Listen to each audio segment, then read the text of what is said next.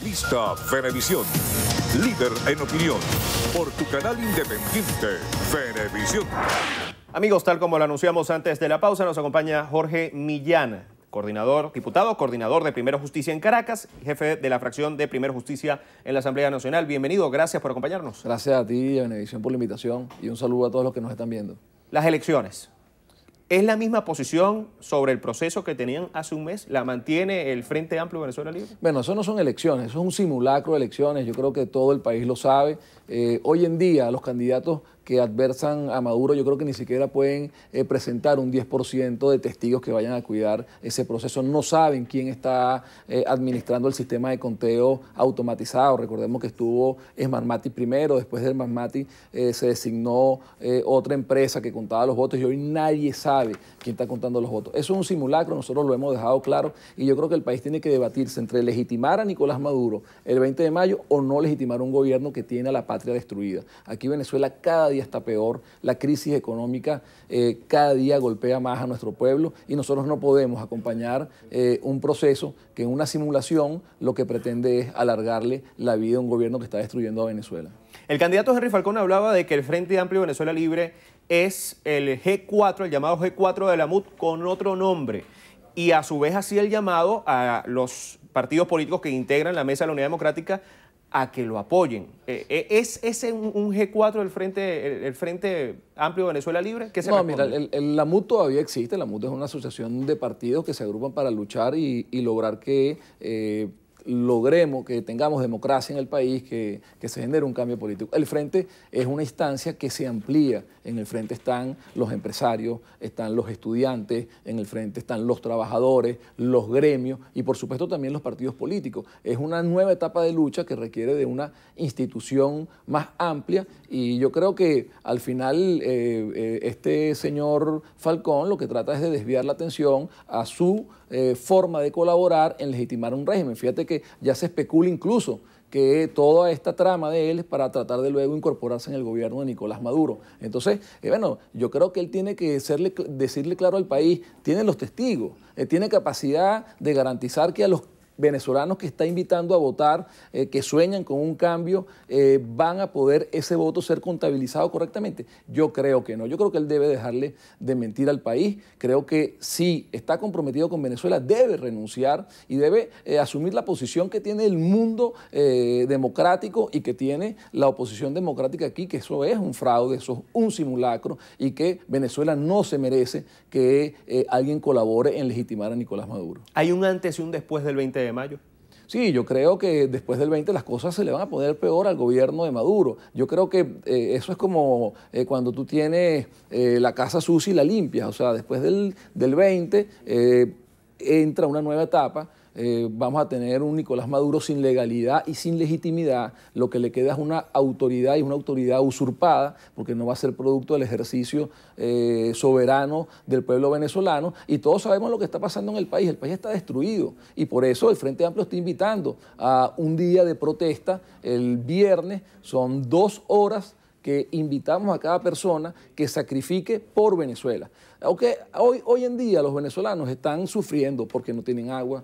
Caso de Occidente hoy, que no tiene electricidad, porque no tiene forma de garantizar la alimentación suya, la de sus familiares, porque nuestros abuelitos no tienen la medicina y no les alcanzan los ingresos o la pensión para pagarla, porque nuestros niños están desnutridos. Entonces, nuestra invitación desde el Frente Amplio es que el viernes, durante todo el día, nos tomemos 2 horas en nuestra comunidad donde trabajamos para protestar por los problemas que nosotros tenemos hoy y sobre todo por la corrupción que ha acabado con el país. No es posible que en cada escándalo internacional donde aparecen los tribunales de justicia investigando hechos de corrupción venezolanos, hablemos de miles de millones de dólares mientras nuestros niños están muriendo de hambre.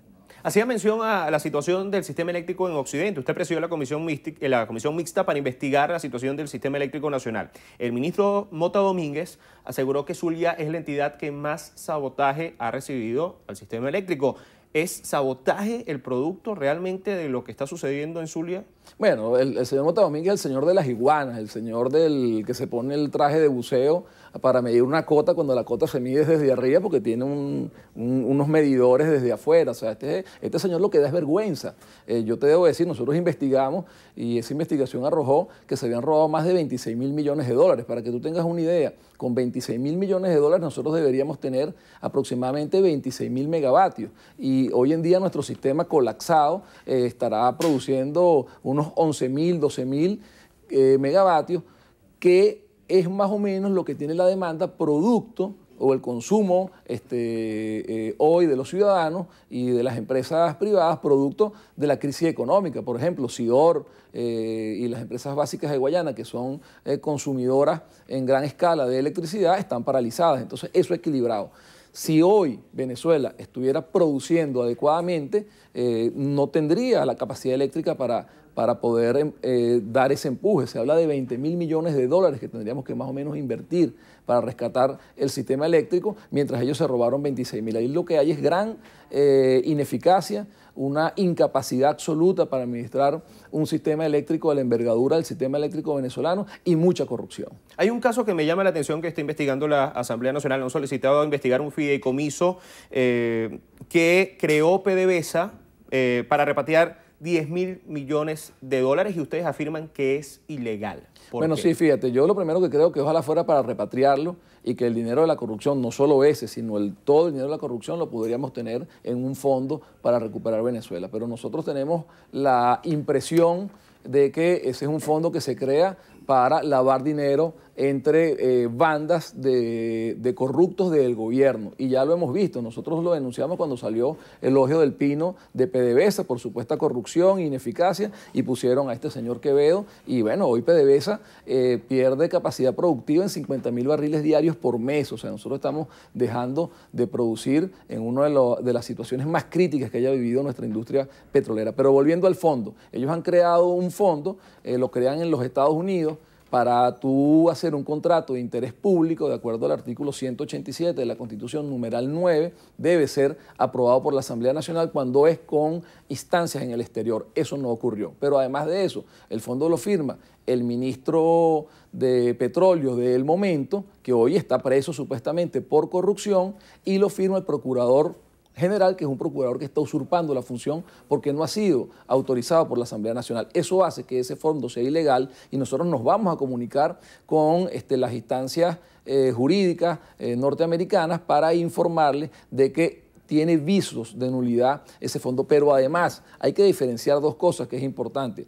Una cosa es el fondo que pretende rescatar el dinero, que en la Venezuela que debe venir post-Maduro hay que hacerlo y el dinero debe estar debe haber garantías de transparencia y que no se vaya en la corrupción, y está la denuncia de que se produce producto de esta lucha de bandas delincuenciales, que es muy grave y que además llama la atención de que esa PDVSA que constituye el fondo no denuncia esos hechos en la Fiscalía General. Entonces, un gang de mafia encabezado por la empresa Helsinger, bueno, se constituye con 44 empresas y con personas naturales, algunas hoy funcionarias de PDVSA, para robar y traficar con el dinero de PDVSA. Te pongo ejemplos como estos. Fueron capaces de captar por soborno al jefe de informática y lograr que en la empresa del Helsinger hubiera un clon de la computadora, o sea, del sistema de computadoras de PDVSA. Es decir, ellos tenían ahí una computadora fuera de PDVSA que podían ver todos los movimientos y aprovecharse de eso para comprar, por ejemplo, el aditivo. O sea, Venezuela siempre ha tenido que comprar petróleo liviano para poder mezclarlo con el petróleo pesado y bueno, eran compras millonarias. Por eso estamos hablando de 10.000 millones de dólares aproximadamente que se han robado estos señores. Nosotros estamos pidiendo, y lo pedimos ayer en la Asamblea Nacional, que hay que investigar a esos señores aquí y que le agradecemos a la justicia norteamericana y a la justicia mundial que los investiguen, que los detengan y que congelen sus bienes. Pero también nosotros queremos garantía de que ese dinero a futuro vuelva para los venezolanos y no sea un mecanismo para lavar dinero, para llegar a acuerdos entre las mafias y distribuirse el dinero robado. Porque aquí hemos llegado ya a tal nivel de que mientras la crisis se profundiza en Venezuela y no hay dinero, entre las mafias de corruptos se están peleando por el botín para ver cómo se lo distribuye. Hay una cumbre de parlamentarios en Cúcuta la primera semana de junio. ¿Qué temas están en agenda? ¿El tema principal es Venezuela en esa cumbre? Sí, bueno, estuvimos en Bogotá, el diputado Tomás Guanipe y mi persona, nos reunimos con el presidente de la Cámara de Diputados, Rodrigo Lara Restrepo, y ellos nos plantearon la iniciativa de una cumbre de parlamentos latinoamericanos que se realizaría en Cúcuta, va a ser la primera semana de junio, y la idea es que veamos temas de migración, derechos humanos, crisis humanitaria, democracia en Venezuela, que es una gran preocupación que tiene no solo Colombia, quienes han sido muy solidarios con nuestro país, asimismo como también la tiene el mundo entero, sobre todo el mundo democrático, que cada día se pronuncia, porque es un país inviable, o sea, este es un país que está destruido y bueno, por eso estamos, como te decía, insisto, invitando a que le dediquemos algo a nuestro país para poder salir de esta crisis. Si nos duele algo, si nosotros estamos siendo afectados por algo, si sentimos que nuestros derechos están vulnerados, si estamos indignados, el día viernes dediquémosles 2 horas, en cualquier momento del día, a protestar por esas cosas que nos están afectando, que es producto del mal gobierno de Nicolás Maduro. Nos queda poco más de 1 minuto. Quiero consultarle la condición actual de la Asamblea Nacional. ¿Ha quedado anulada la Asamblea Nacional con los movimientos que ha hecho el gobierno nacional?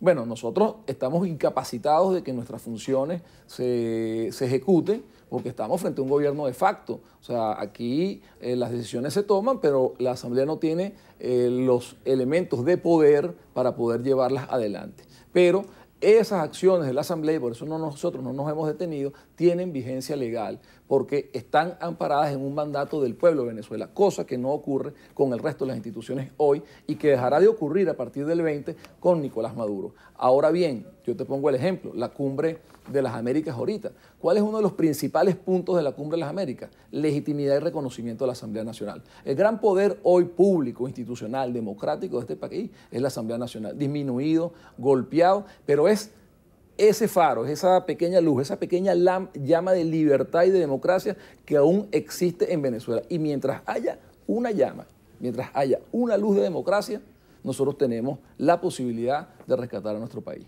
Diputado, gracias por acompañarnos y conversar con nosotros. Gracias a ustedes por la invitación. Nos acompañó Jorge Millán, diputado coordinador de Primero Justicia en Caracas y jefe de la fracción de Primero Justicia en la Asamblea Nacional. Amigos, en minutos nada más, Estrenos Estrellas con Cariel Cuadros. Ya regresamos.